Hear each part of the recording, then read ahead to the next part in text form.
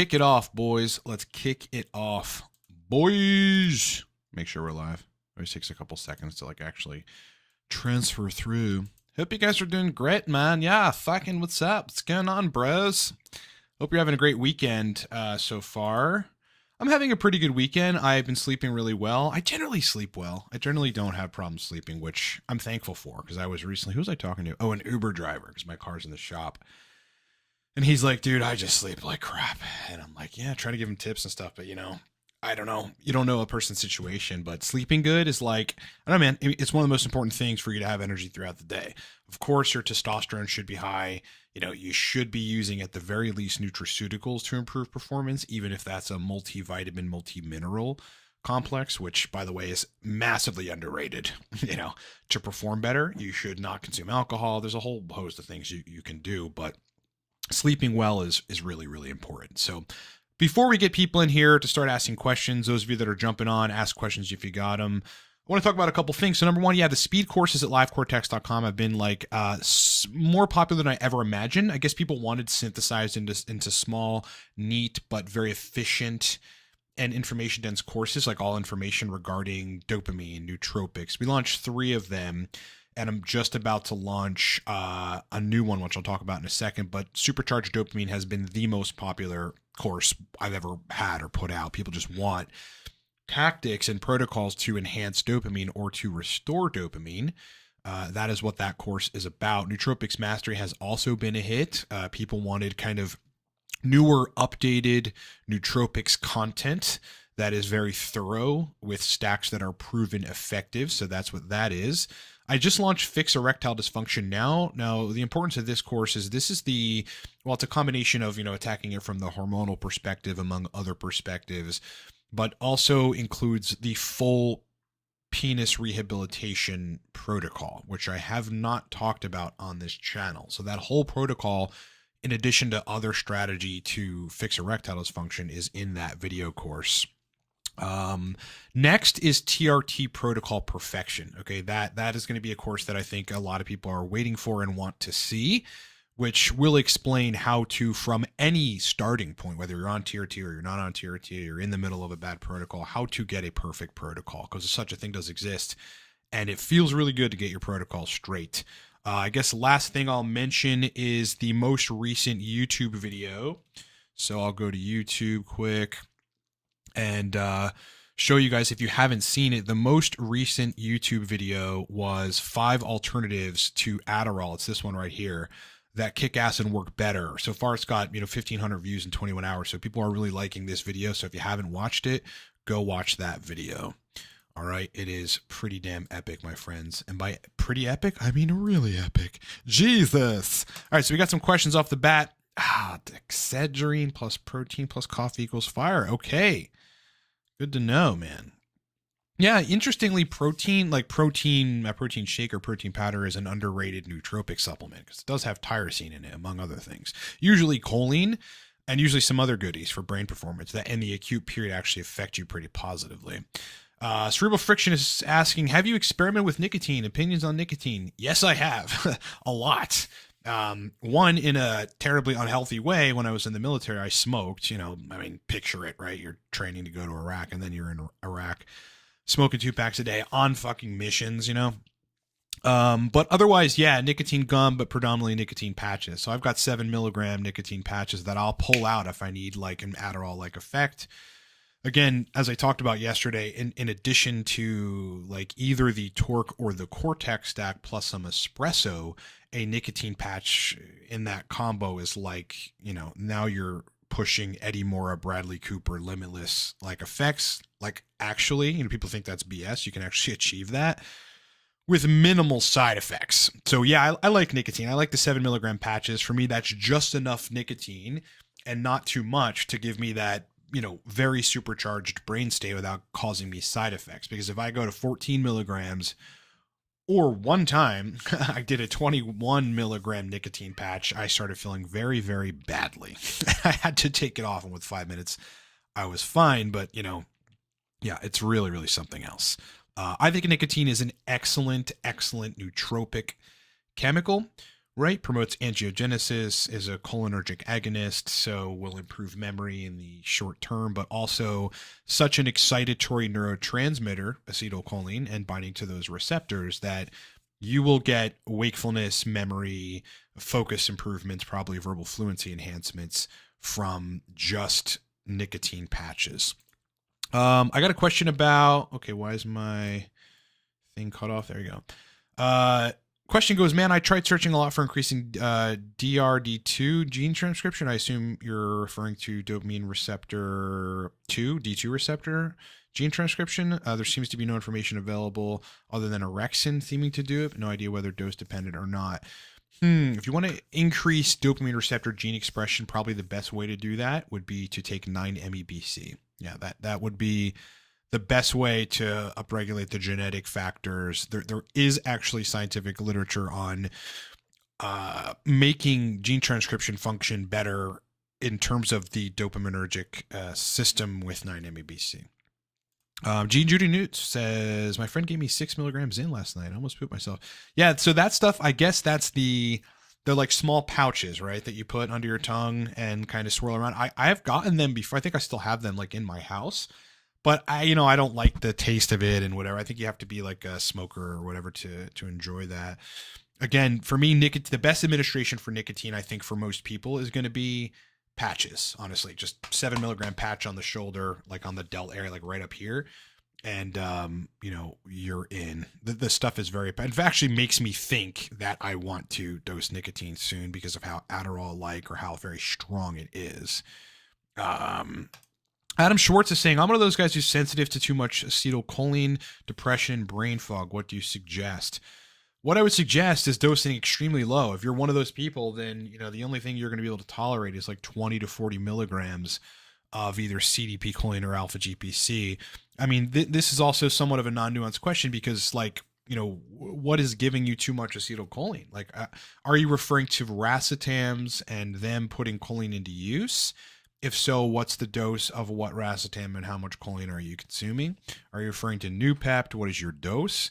Dose matters a lot on your relation, your response to this sort of stuff. But there are people that are sensitive to cholinergic nootropics and that it kind of gives them the reverse effect that you would think it would give them, in which case they should either stay away from them and stick with like teacrine, dynamine, Alcar, dopaminergics, C-Max, other peptides perhaps, modafinil, things of that nature, bromontane 9-MeBC, and not really mess with the cholinergics. But I think, you could probably make, it work better if you dosed it correctly. Cerebral Friction is saying, I use nicotine mini lozenges stacked with methylene blue, but I think chronic usage lowers my testosterone. I don't quite know how methylene blue would lower your testosterone. Perhaps if you're getting a negative libido response, there might be a mechanism for that. But I mean, in a person that has healthy libido, and erection quality, those things should not mess with that at all. Wait, I have to quick ban a person who is being an idiot. Okay. So, all right, I got another question about, looks like 9-MeBC. Two things here. Does 9-MeBC really upregulate D2 receptors, upregulate tyrosine hydroxylase? Yeah, it's unclear about whether or not it upregulates D2 receptors, but it should. Tyrosine hydroxylase, 100%. That's in the scientific papers on that. And is it nicotine addictive? No, it's difficult to say. I mean, smoking is addictive. Smoking cigarettes is addictive. A nicotine patch isn't necessarily addictive. As far as I can tell, I can have a nicotine patch and like I don't crave more nicotine patches thereafter. It's just an acute brain performance enhancing thing. So yeah, I wouldn't couch it as addictive. I think a lot of that is there's so much that's hearsay or other people's experiences that then people like by default make their experience. It doesn't have to be addictive if you don't get addicted to it. It's like the same thing with booze. Like, it's like, it makes me feel so good. And then I want another drink. Well, I don't have to be that way. When I quit smoking, I smoked in the military, obviously, and then in Iraq, and I got out and I quit. When I did that, everyone said, you're going to want to eat more. You're going to want to do this. Like, I said to myself, what if I just tell myself it won't be any of that and it'll be easy? And it fucking was easy. Cold turkey, that was it. So I think you have to, be careful on what you tell yourself regarding this stuff. Increasing willpower and focus motivation. Any short-term suggestions? Yeah. Go get the Nootropics Mastery Speed course at livecortex.com, because all stacks for that and many other brain states are in that course. Cerebral Fiction is saying it's that nicotine lowers the testosterone, not the MB. Not drastically. I feel like much more adrenergic when I keep nicotine extremely low. I think it lowers your testes response to LH. So there could be a mechanism for that. I'd love to see a paper on that. If you have to, you got to be able to back that up if you think it's the case. I mean, I wouldn't say I consume nicotine regularly, but when dosing patches, when I was natural on testosterone, never affected my testosterone levels. And I tested it every month.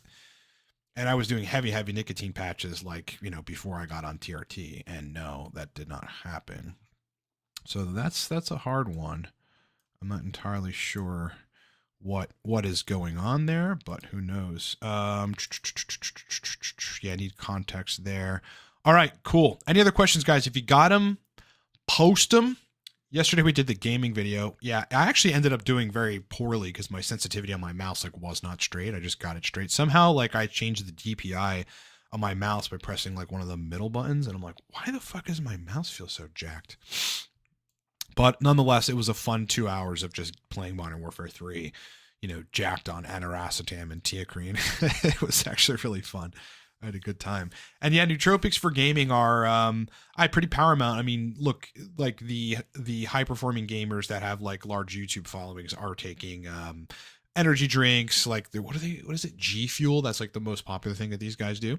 So yeah, there's basically every nootropic will make you function better in the capacity of gaming, but cholinergics and an energy compound makes your reaction speed better. You more excited to do what you're doing and a lot more focused. Christopher is asking, what was your testosterone before you started TRT? How big of an impact has TRT done in your life? My test was always around 900 until it dropped to 770. And there's videos of me showing my blood work or how that happened over the course of 2-3 months, even on a natural testosterone supplement protocol. I don't know why that happened. The protocol stopped being effective. My body stopped responding to it in some significant way.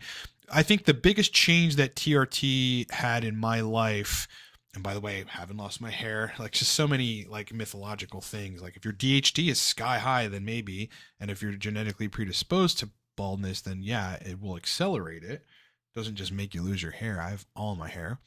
Probably the biggest impact was more energy later in the day, when I would typically tend to kind of peter out 7, 8 p.m. where I'd be all right, I'm going to chill, relax. Sex drive has been better. Erection quality about the same, maybe a little better. But the biggest impact, hands down, with TRT is duration, endurance in the gym. That's it. I mean, I can push for a lot longer and go every day because my recovery is significant. I've been in the gym in the last 2 days because my car's in the shop.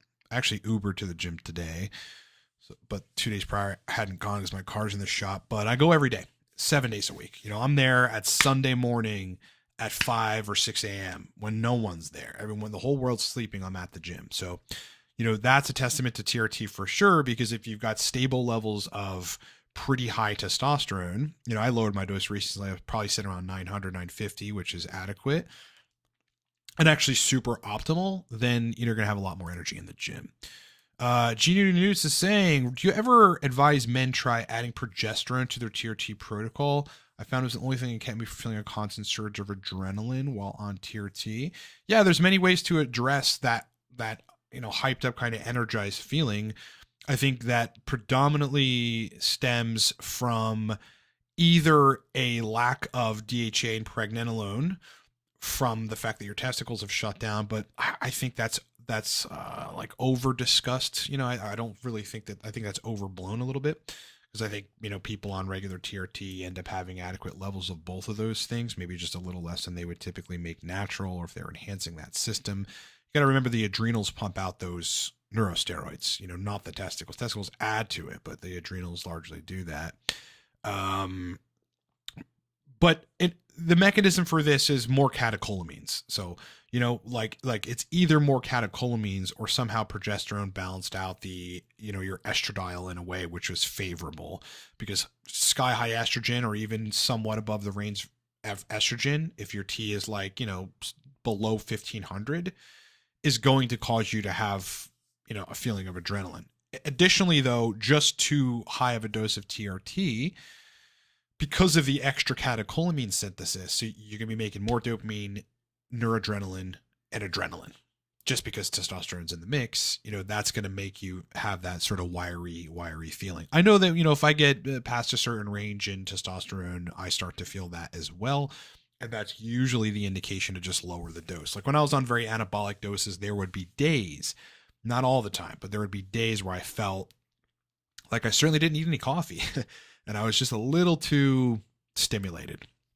Piyush is saying, will taking supplements to boost dopamine really high, like in your supplements, down regulate D2 receptors? No, definitely not. The only thing, and this is another internet mythological thing that kind of annoys me a little bit, because, there's just a lot of random Joes talking, and that's cool. People can have their opinion, but in reality, the only things that will desensitize dopamine receptors are hardcore dopamine agonists. And I'm talking about things like primoprexol or bromocriptine or cabergoline.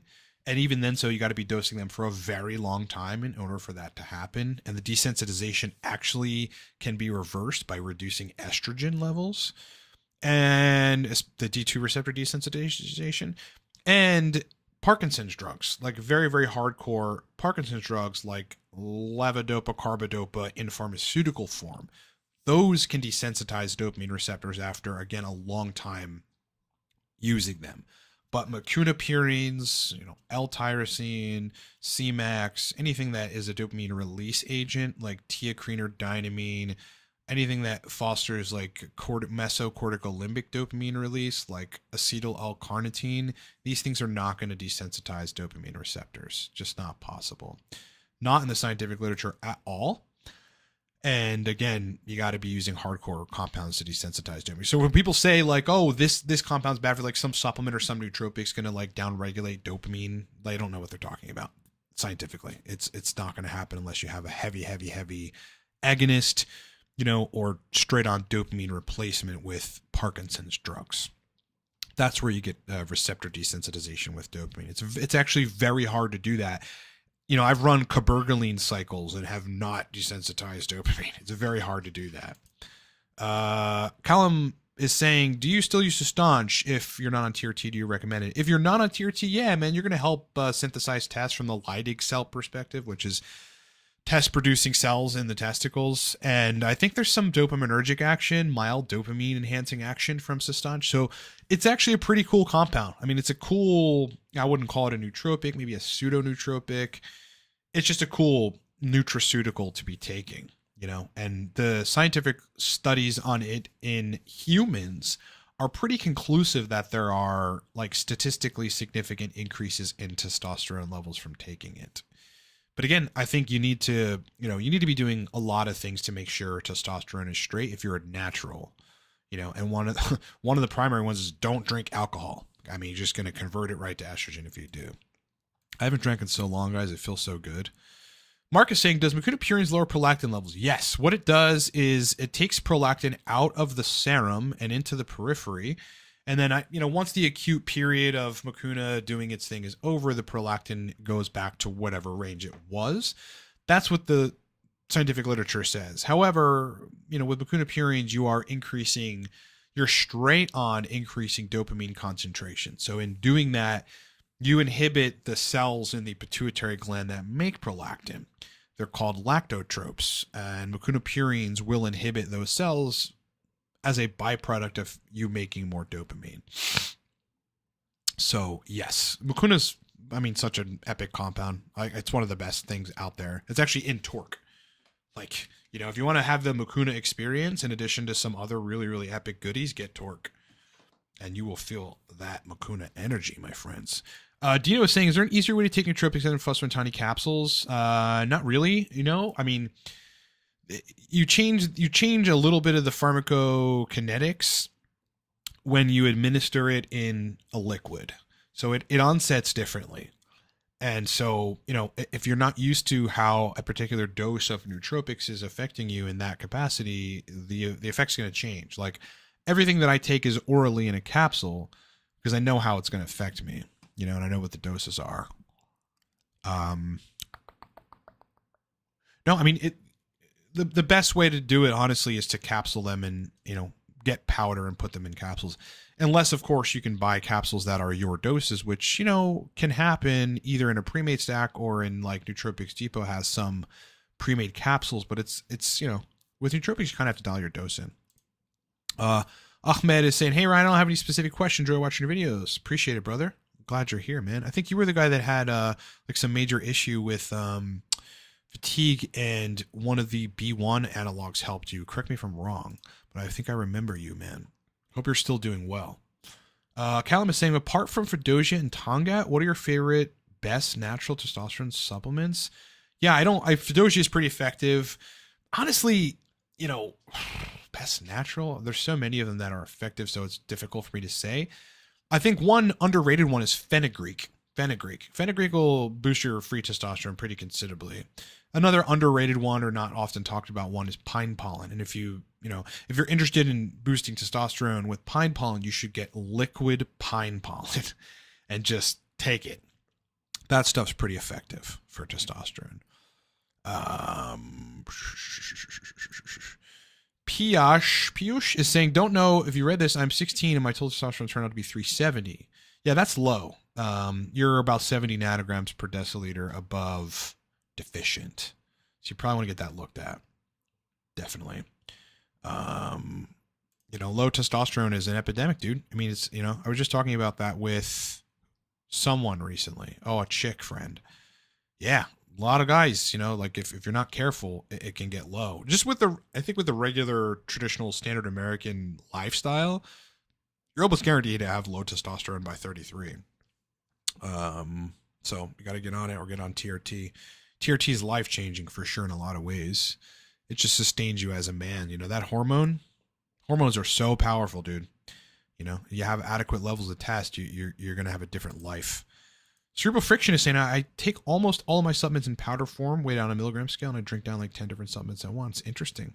Yeah, see, like if you know how those affect you in the doses that you're dosing them, and in that oral administration, then you're good. You know, it's like, but if you're used to capsules and then you switch to just powder in your coffee or something, a drink or something, well, then the effect is going to be different just based on the pharmacokinetics and how it onsets. Ahmed, yes, I thought that was you, man. Yeah, I saw you on EO Nutrition is where I first saw you, dude. Yeah, I think we were talking about benfotiamine or you know, one of the sulbutamine or one of the B1 analogs. That stuff is very powerful.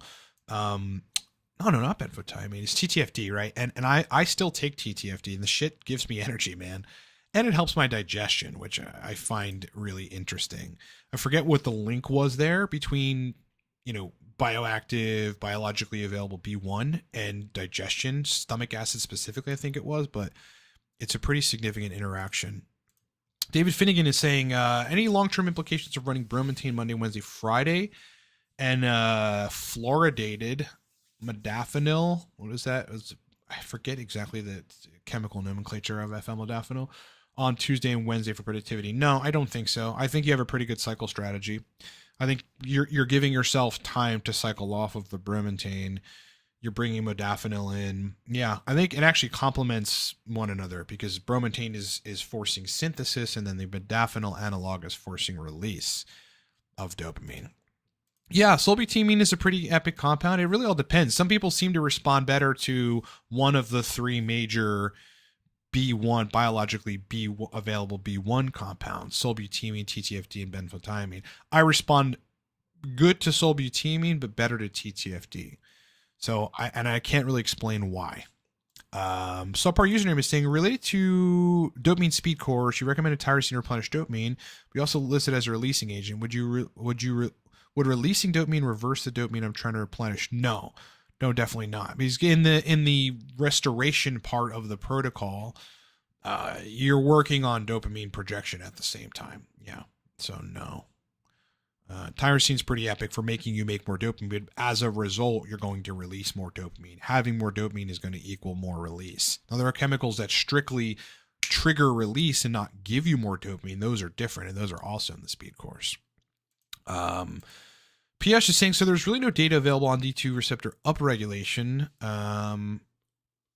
reversing stimulant tolerance. Yeah, there's no data, but what you have to really do is look at the mechanism of action of certain compounds and their ability to potentially upregulate receptor function. And receptor function gets upregulated and has a lot to do with it. It can be heavily influenced by genetic action. And 9-MeBC influences heavily dopamine genetic action.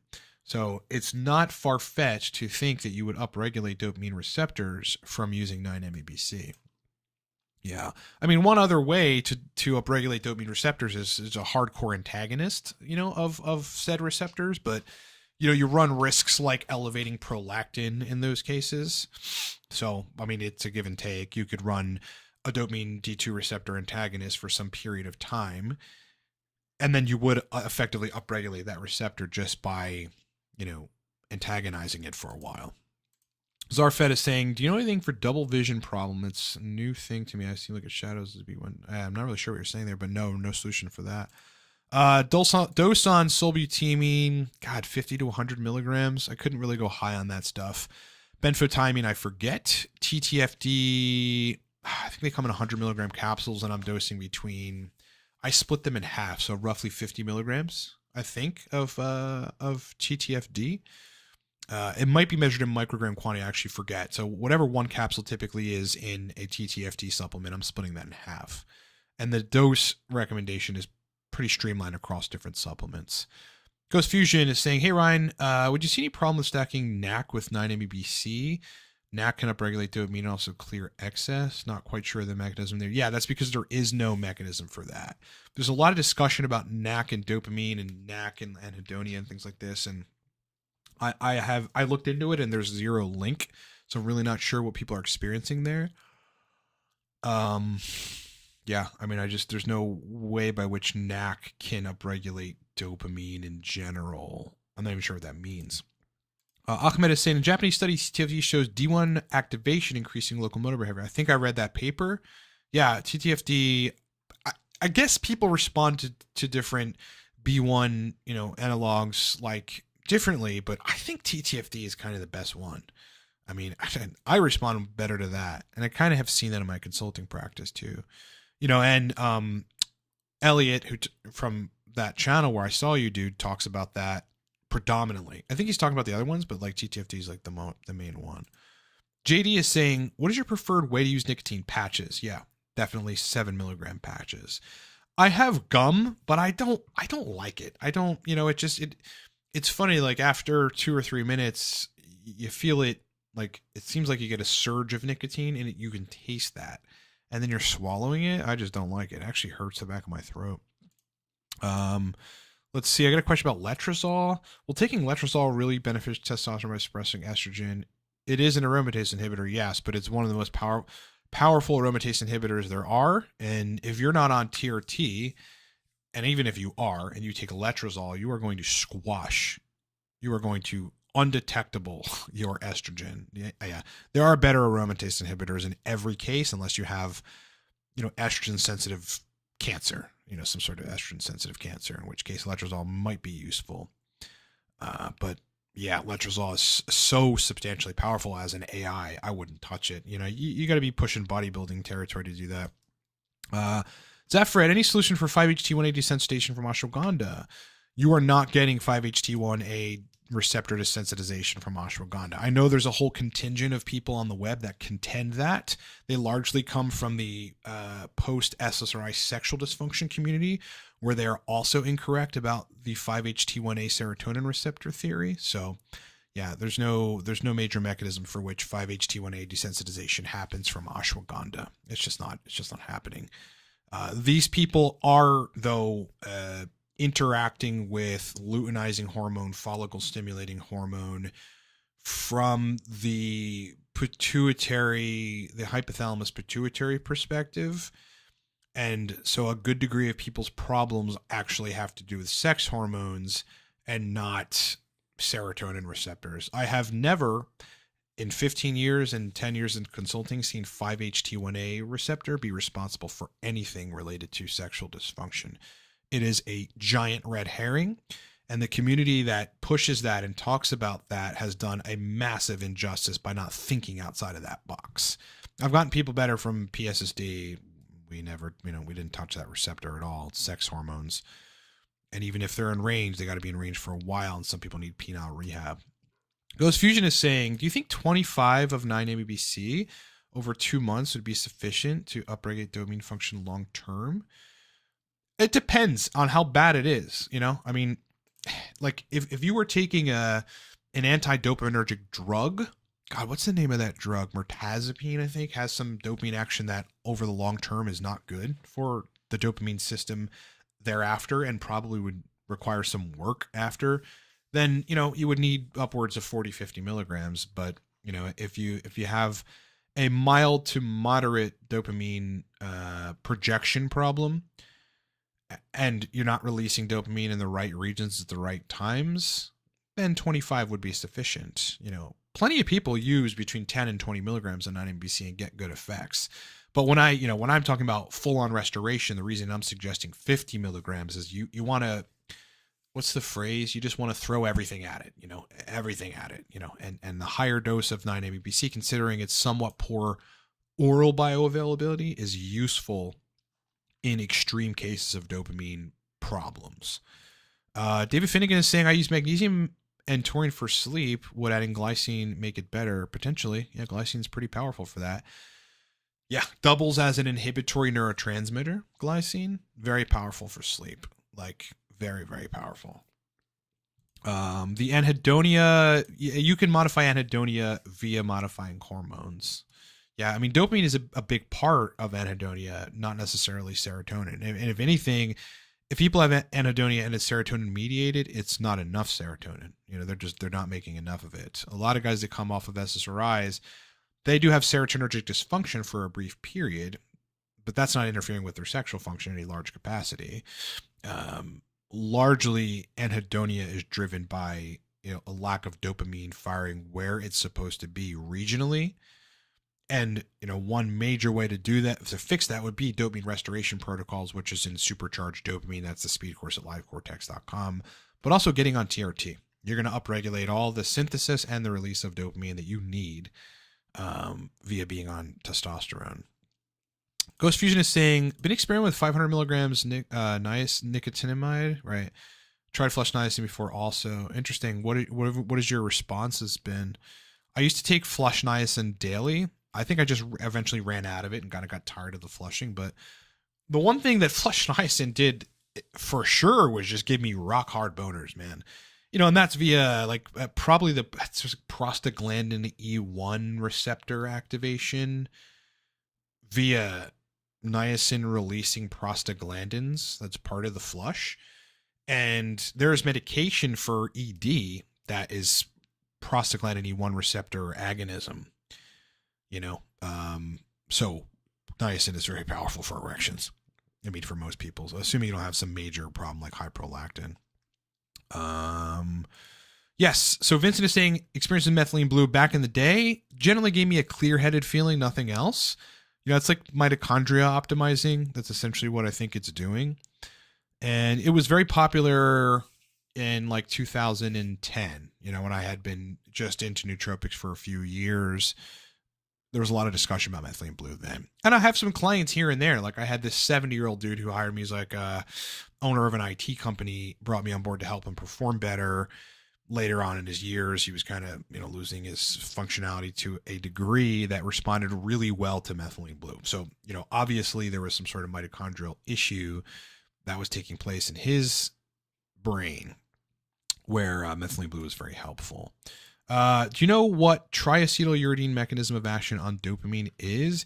Yeah, uridine and triacetyluridine cause dopamine release. And God, what was it in the scientific literature? I haven't looked at this in a long time, but what I think I remember is they enhance dopamine receptor density. So even a small action of dopamine has a larger potential to be effective at the receptor, which would trigger a genetic response of dopamine. Vincent Rassin, what kind of water do you drink? I get a filtered like jug that I pour tap water in and then replace the filter every month. Like you can't have it sitting there and not replacing the filter. The filters actually have an indicator on them that turn red when you pour the water that you have to replace the filter. And that's essentially it. Yes, niacin is absolutely powerful for sexual performance. For a good degree of people, it's just going to increase boner quality, which, is good. Again, I think that's the prostaglandin E1 receptor agonism. Niacin basically, makes you release histamine and prostaglandins. That's like the flush. But it also is pretty powerful for erection quality. Yeah, another vouch for niacin on erection quality. Yeah, I mean, it's just really, really interesting how it works that way. I mean, niacin, yeah, it should be one of the mainstays, like, for erection maintenance or even fixing ED. Like if it's a blood flow issue, and if it isn't, again, you can get acute benefits just via causing vasodilation in corpus cavernosum tissue in the penis. That's basically what it does. Cerebral Friction is saying, thoughts on using B6 for prolactin? Yeah, I think it's effective. Yep. You just don't dose it too high, because if you have a GABA deficiency or anything close, you're going to get neuropathy-like symptoms, which are easily reversible. But, people on the web talk about neuropathy from B6. It's just a GABA deficiency. There are mechanisms by which B6 can exacerbate a GABA deficiency or even induce one if you're dosing it very, very high for a very long period of time. The mechanisms for that have been elucidated, and it's just not having enough GABA.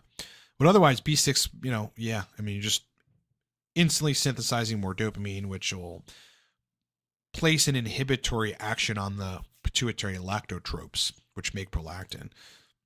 Piyush is saying, any supplements and suggestions for anhedonia?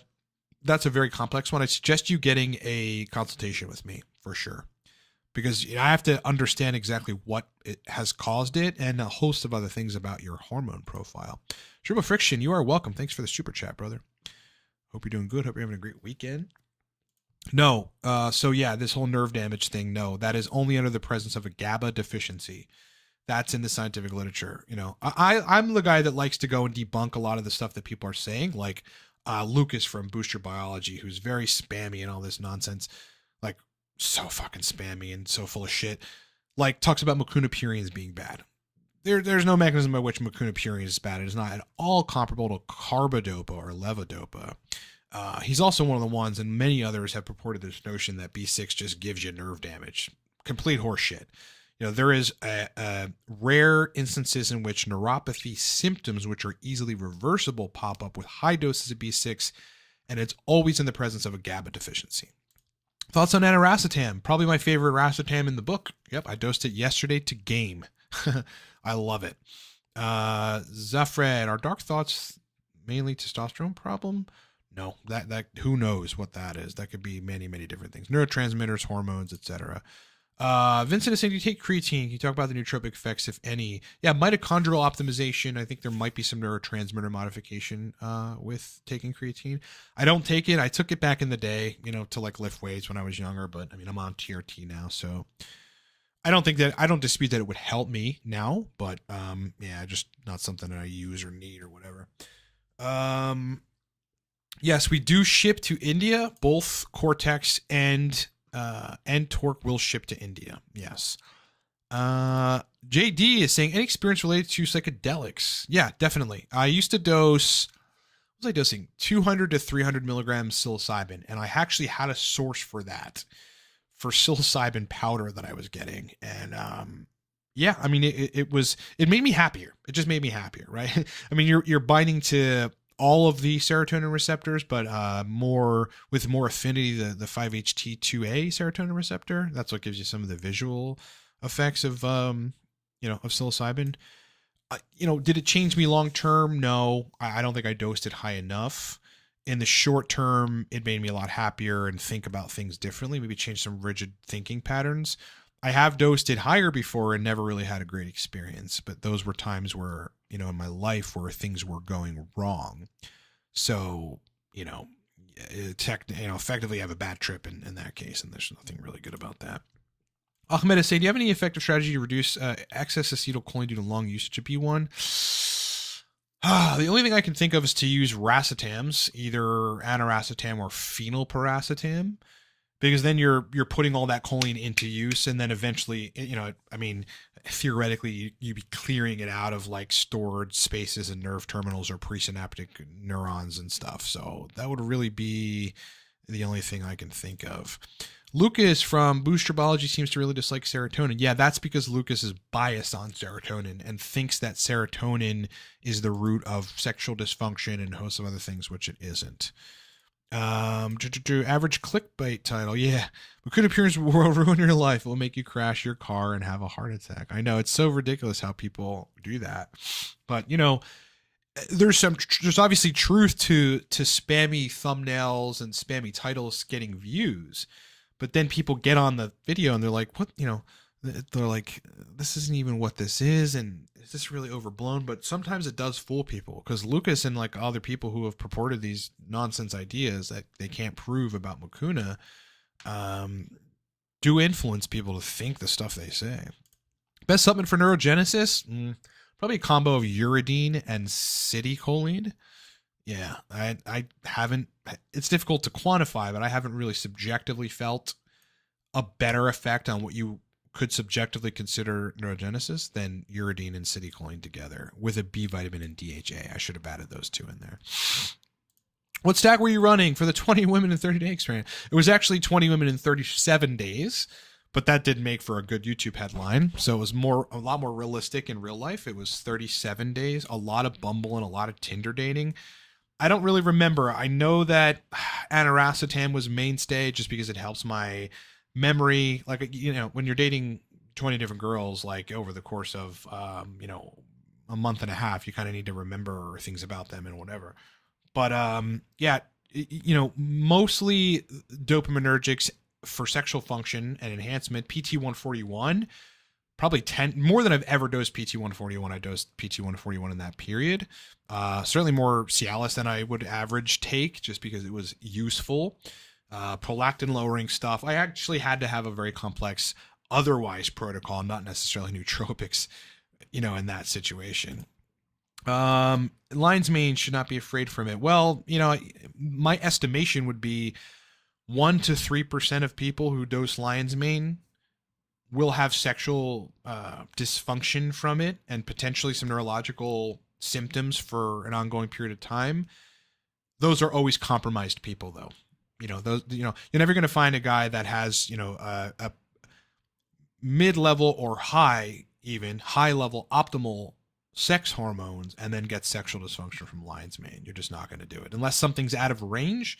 Like Ryan Russo contends that, lion's mane, is bad and all these kind of things, and he got some sexual thing, and I'm sure he had, but his estrogen's also above 100 picograms per milliliter in some of the videos that he's done. That is fucking 100% causing his problem. I'm not saying there aren't other mechanisms, but estrogen above 100, estrogen above 80 will cause full-on PSSD like symptoms. So will prolactin above 20 picograms per milliliter, or no, 20 nanograms per milliliter. Dosage for Picamillan for verbal fluency. I wouldn't use it for verbal fluency, but you'd be looking at 20 to 200 milligrams to kind of slow things down, which may help a little bit in the verbal fluency department, but it's not a verbal fluency like compound. I mean, it's a GABA analog. It's like synthetic GABA. It's bonded with a B vitamin, which makes it cross into the blood-brain barrier easier. Dino saying, would 3 grams of mucuna extract a couple times a week be too much? I think you're pushing the high end with 3 grams. I don't know if too much, I don't know if that's too much. It really depends on you, and what you might need. As a personal anecdote, I can only really dose like 1,000 milligrams of mucuna. And if I do that too many days in a row, I start getting overstimulated, not because of too much dopamine, but because of too much noradrenaline. That stuff will also make you make that too. Ghost Fusion is saying, I bought the mucuna 3 years ago, took it a few times, read all the clickbait articles and stopped touching it. Saw your video a few months back and hopped back on it. It's unbelievably potent. Absolutely. That's always what people are going to find, that the boogeyman doesn't exist. I don't really know about maltodextrin, less than 1 gram per spike insulin. Not really sure, potentially. Like less than 1 gram can spike insulin high. I would imagine it's going to spike insulin. Yes. I would, any degree of sugar analogs are going to do that. Could K2D3 mag cause high prolactin without sufficient calcium? No mechanism by which that can happen. No, prolactin is very, very tightly controlled. The only way that prolactin goes high is 2 ways. Very high estrogen stimulates the lactotropes to release prolactin, or you have a major dopamine deficiency. And particularly like you have a dopamine release problem from the hypothalamus, and you're not getting D2 receptor agonism from dopamine in the pituitary gland. That's how prolactin spikes. Also, D2 antagonism will cause prolactin to spike. So unless these things are, blocking D2 receptors, they're not going to raise prolactin. Unless these things cause pituitary adenomas, they're not going to raise prolactin. I'm not sure where you heard that from, but no, that's not true. Emery is saying, or Omri, is it unusual that effects of racetams and alpha GPC last over 12 hours, especially night mania? Unusual, yes. Unheard of, no. They're very powerful compounds. Nootropics are like nothing to be taken lightly. They can crank up brain performance very significantly. And the aniracetam specifically has such a potent effect on AMPA receptors that it potentiates the effect of, the transmitter that binds to them, glutamate, basically, in a way which turns on energy, but can certainly be overstimulating. Guarana versus coffee any day. You don't get powerful diterpenes with the guarana. Subpar username is saying, is there a difference between natural sources of tyrosine versus supplementation when replenishing dopamine? Yes. Yeah, I think your body rate limits or limits the amount of usable tyrosine when you're dosing or when you're eating foods that are tyrosine rich. Like you don't get a rapidly replenishing dopamine state, whereas if you were to dose tyrosine or not, or macunapurine, you would bypass some of that rate limiting stuff, and you'd have more dopamine quicker. Host Fusion is saying, have you noticed patterns in your clients depending on occupation? Have you noticed any particular job where they tend to respond more to cholinergics? Yeah, you always have your cholinergic non-responders, or people that need to dose it really low. Typically, the people that do best on cholinergics are people that are using that part of their brain a lot, and that's either engineers, programmers, or executives that have to do a lot of decision making throughout the day. Somehow, I think decision making is related to acetylcholine and specifically decision fatigue. Like, if I'm on the right cholinergic drugs or nootropics, I don't get decision fatigue. Really weird. And I have a friend of mine, old friend of mine named Santiago from back home, who I got into nootropics, who when he takes cholinergic nootropics, he also experiences a lack of decision fatigue, which is really interesting. So on lion's mane, yeah, again, lion's mane is unlikely to cause, sexual dysfunction so long as your sexual system is pretty maintained. And again, that happens in a very small percentage of people. And a lot of people attribute the problems that they're having to lion's mane, but those problems are induced by other things and potentially tipped in the wrong direction by a lion's mane. But you don't take a perfectly healthy person with, very high levels of testosterone and give them lion's mane and suddenly their sexual function disappears. You just don't do that. I think a lot of people are also not, divulging their blood work when they've taken lion's mane and something happened. Did it cause their estradiol to rise? Did it cause their prolactin to rise? Is there some mechanism by which it can do that? I don't know. So the whole story is just not being told about that compound. But, hundreds of thousands, if not more, people daily use it and don't have those issues. So David C is saying, I keep hearing about downregulation of GABA from daily taurine. I wouldn't know a mechanism by which this is possible.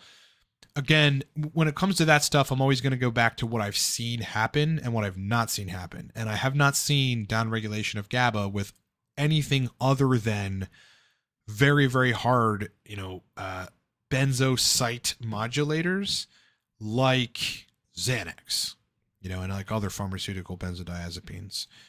Ghost Fusion saying, friend of mine takes supplemental tyrosine in a high fiber fruit smoothie to essentially produce a time release effect. Pretty interesting natural strategy. That sounds interesting. Sounds like it would work.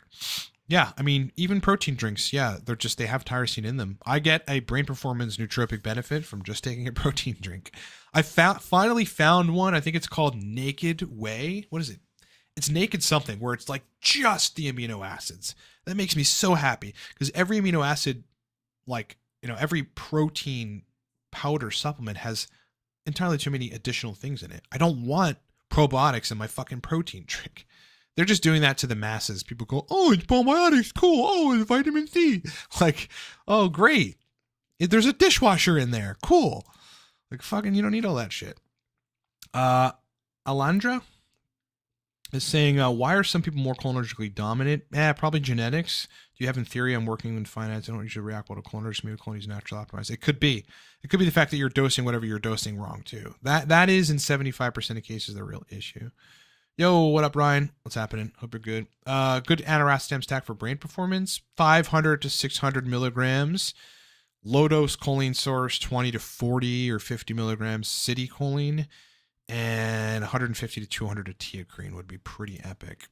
Ghost Fusion saying, have you read the literature on learned helplessness and how it may relate to things like serotonin and acetylcholine? No, I haven't. But that sounds interesting. I mean, what are they contending? That you have less of those neurotransmitters, probably acetylcholine, and that's what ultimately does that. Yeah, I mean, I've always been a very determined individual in life. So, like, if I've ever gotten to the point where I started really feeling learned helplessness around something, I would fight it. I would fight it and win, like usually win. That's just my psychology, though. I'm sure neurotransmitters have something to do with that. Lower mood? Does NAC lower mood? No, I don't know what you mean by lower mood, but Purple Stone, first time sildenafil recommendations. Thanks. Get ready for some potential side effects. I mean, it'll certainly work for, unless you have sky high prolactin or sky high estrogen or very low testosterone or something, 20 to 70 milligrams. I wouldn't go above that. Is gonna in the acute 4-hour period give you pretty powerful erections. It's like don't undereat calories and don't do a substantial amount of cardio that day, and don't take it with anything that also thins blood or does anything like positive ultimately for blood. Certainly don't dose it with like Cialis or anything. I think there are better strategies for inducing erection quality without side effects. One of them is Trimix. That's something that I experimented with recently and was profoundly disturbed. No, I was, what's the word for it? I thought it was awesome. Honestly, I was very impressed. It's vasodilators that you inject. You can get an auto injector, so it doesn't really feel like you're injecting into your junk. And you just take, the 10 o'clock and the 1 o'clock of the cavernosal tissue on the junk, you put the auto injector in there, you press a button, it just goes right in. You don't even really feel it, because it's an insulin syringe, so it's very thin, and you have an erection for 2 hours, like not even sexually induced. It's very interesting. So in my dating, I certainly used that on and off, and 5 milligrams Cialis a day or tadalafil really is pretty effective for that, so long as hormones are straight. The as needed 14 to 20 milligrams Cialis is also very effective for that for most guys. Zephyr, thanks, Ryan. I appreciate every answer you've given. Energy and vibes from Libya. God bless you. God bless you back, brother. Hope you're doing great. Hope life is good over there, man. Shaka. What nootropics do you recommend for playing Call of Duty? Racetams, definitely. Anything energy inducing like teocrine or dynamine, and modafinil. Yeah. I mean, I don't typically, when I game, go, all right, I'm going to take a nootropic for this. But when I do, for one reason or another, I'm just better. Ahmed is saying most of Lucas' information is based on repeat work, but sometimes he can get too extreme, like mints being harmful. Yeah, weak KOR agonism. Yeah, I think he's a good guy. I know him personally. I have Skyped with him. I have, messaged back and forth with him for many years. I was his friend. We would get on phone calls. He knew my family, parts of my family. He was, somewhat close to my ex-girlfriend. He was a good guy, and I think he is a good guy. But, when your focus becomes like, I guess, revenue and business on top of like what's truthful, like people like me who like to be on the reverse end of that just don't like that. I think Lucas is also very dogmatic about what he thinks, and he's unwilling to change what he thinks. And that's, I think, a byproduct of just being young and whatever. Good guy though, just, does a couple things wrong. You have asked this before, and I asked, and the answer was probably insulin would go up from maltodextrin. Almost positive brosif. Guys, supercharged dopamine has been the most popular course I've ever launched. And I guess that makes sense because people want a way to enhance dopamine in the short term, as well as restore dopamine in the long term, as well as cause dopamine release for acute periods. And that's what is in the supercharged dopamine speed course.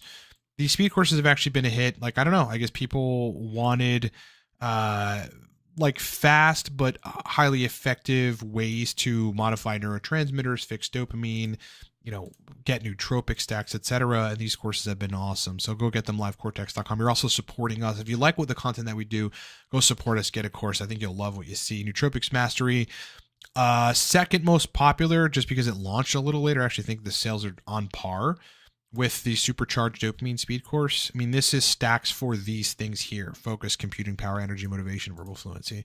It's awesome. It's like my 16 years condensed into a course with a lot of stacks that have worked across clients. These are stacks that are finalized in the Google documents where I put protocols for clients, meaning they work for most people. And it's difficult to find stack suggestions that have actually been quantified as being effective in some data collection way. And so that's what's pretty epic about that course. And then, fix erectile dysfunction now was something I've been wanting to do for a long time because I do consultations on that. But first of all, they're expensive. And secondly, this is $49.99 instead of a $350 call with me. And it discusses the penile rehabilitation protocol that I keep talking about that I've never really divulged the whole thing on YouTube. And I won't. It's in that course, right? So the next course that's going to launch is going to be TRT protocol perfection, and that is launching sometime in the next week and a half or 2 weeks. So look forward to that. Those of you guys on TRT, I really think you're gonna like that course.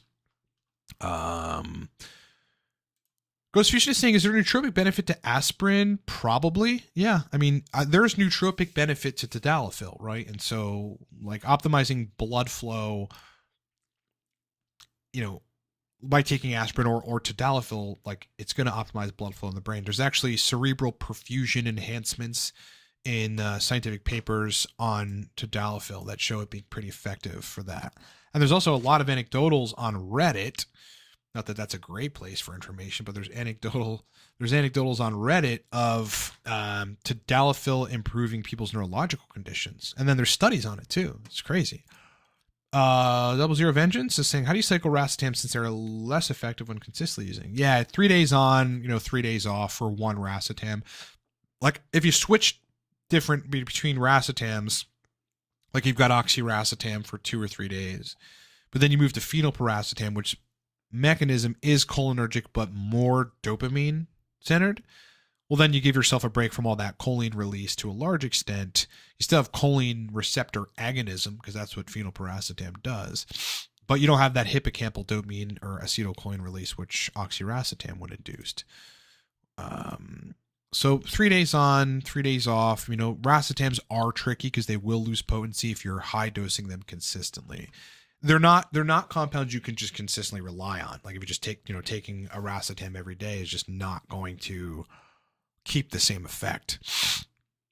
Twerk for Work is saying, can high prolactin significantly affect erection quality? 1,000% and more than people would think. Yeah. You inhibit vascular penile base function. Like you're just literally inhibiting blood flow via prolactin being high. So yeah, it tanks erections. But prolactin being high for a while also shuts down the medial preoptic hypothalamus's libido response. That's like where your libido sits. Prolactin has a profound ability, probably more than any other chemical known to man, to shut down sex drive. But it absolutely positively affects EQ. I mean, just go into the steroid subreddit where people talk about trenbolone and other anabolic compounds that raise prolactin and how it messes with their dicks. It's fucking terrible, man. You don't want anything to do with high prolactin. What's up, Donald Pump? Hope you're doing great, man. Purple Stood is saying, is saffron effective long term? I think so. Yep. And largely it's not serotonergic. It's reducing oxidative stress and preventing things like tumor necrosis factor alpha from entering your brain, which causes all kinds of inflammatory response and, you know, probably messes with neuronal function. So yeah, saffron's very effective for that. Ghost Fusion is saying, one of the most fascinating things I've read is that the rate and efficiency with which your brain can uptake oxygen and glucose mediates time perception. Fast thinking, time slows down. Wow. I mean, that I don't disagree with that. It would make sense to me for sure. Certainly all those things like which people attribute to, you know, them having a bad day or, you know, something going wrong in their life, or this is just who I am. It's actually all mediated by physiology. Your personality can change with the right physiology completely, you know? So that kind of stuff is not, you know, not new to me. Experience with methylene blue, not a whole lot. It clears my brain out. I've had some clients that use it and I've had some pretty good responses. Torque, not in the UK yet. Don't think it'll ever be there. They have a ban on citicoline. You know, every time we try to sell it in the UK, which is ridiculous, they reach out to our payment processor and they basically attempt to shut us down for a brief period until we don't sell it there. So we haven't pushed it there in years. Just one of those things. All right, guys, epic questions. I'm going to end the stream. Remember, so a couple things. Not only are the speed courses out and live now at livecortex.com, but the Cortex stack is $25 a bottle. At the top of the comments is the code for that, and the code is 25 Cortex. This is a $45 nootropic. It should be a $70 nootropic. All right, because you're getting 60 capsules, a full 30-day supply, and it is one of the most potent nootropics you can get your hands on. Now it's $25 a bottle. That's like, you know, buying a BMW 7 Series for $26,000. That's unheard of. The code for that is 25 Cortex, all one word, 25 Cortex. You enter it at checkout. So basically add a bottle to the cart. Cart's going to populate. You check out. Once you get to checkout, there'll be an option for you to enter a coupon code. And once that option makes itself apparent, it's right here. Have a coupon. You go 25 Cortex. You hit apply. And it literally took $20.99 off of the Cortex stack. Yes, it's $25 a bottle right now. Livecortex.com, livecortex.com. All right, guys. Hope you have a great weekend. Thank you so much for the questions. They were epic. More content coming. And also please check out the video that was recently posted. This one here, 5 Adderall alternatives that kick ass and work better, because we get a lot of views in the first 24 hours. People really like that.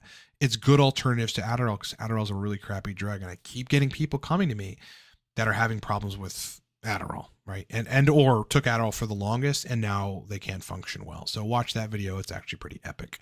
All right, everybody. Hope you're having a great day. Hope you have a great rest of your Sunday and a good week. I'll talk to you on the next.